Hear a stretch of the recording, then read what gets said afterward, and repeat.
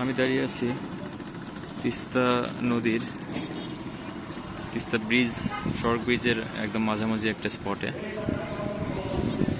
এখান থেকে যদি দেখাই, এই যে পূর্ব দিকের অংশটা, মাঝ থেকে পূর্ব দিকের অংশটা পুরোপুরি পানির প্রবাহ নেই, একদম জিরো, মানে মরুভূমি হয়ে গেছে, বালু দিয়ে ভরাট। যদি এই দিকে তাকাই, পশ্চিম দিকে, তাহলে এই যে এগুলো সবই চর, কোথাও পানি নেই।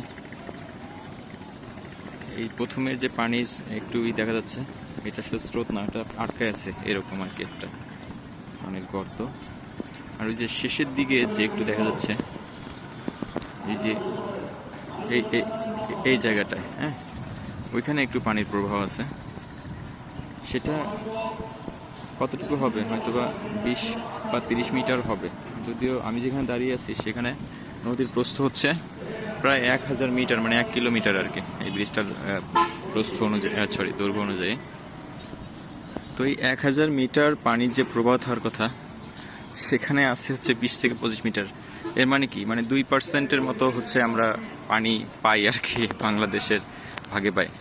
যেটা মানে আমি যদি অভিন্ন নদী হওয়ার কারণে যদি 50-50ও বলি, তাহলে কিন্তু মানে 450 বা 500 মিটারের মতো প্রবাহ আমাদের থাকার কথা।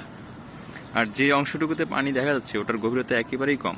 আমি যদি এই হাইটটা বলি, এই যে লেকটা সেতুর, তাহলে এটা প্রায় হচ্ছে আপনার 30 ফিটের মতো।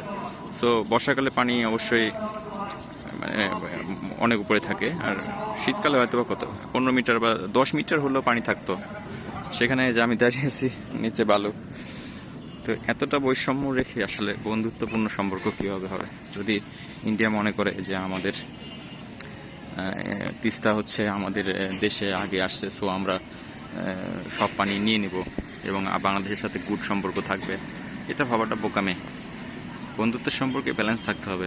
যেমন আমরা কিন্তু এক ফ্রেন্ডকে লেটসে যে 3বার 4বার 5বার ফোন দেওয়ার পরে সে যদি কখনো ফোন ব্যাক না করে, তাহলে কিন্তু আমরা ফোন করি না। কাইন্ড অফ ওই রকমই আমরা এখানে একটা সিমিলার, মানে একটা অভিন্ন নদীতে যদি 2% পানি আমাদেরকে দেওয়া হয়, তারও বলা হয় আসো আমরা গুড সম্পর্ক করব, হ্যাঁ, তাহলে সেটা সম্ভব নয়। ইন্ডিয়াকে এই বাস্তবতাটা বুঝতে হবে। আজকে যে এই যে এত এত মানুষ সেখানে 2 দিন ধরে মানে অবস্থান করতেছেন, যে রোষ মানে তৈরি হচ্ছে ভেতরে, এগুলোর কারণে অনেক জায়গা থেকে হয়তো বা ইন্ডিয়া তার প্রতিক্রিয়া পেয়ে যাবে। এনিওয়ে, ভালো কিছু হোক পৃথিবীতে, ইন্ডিয়া বুঝুক। ধন্যবাদ।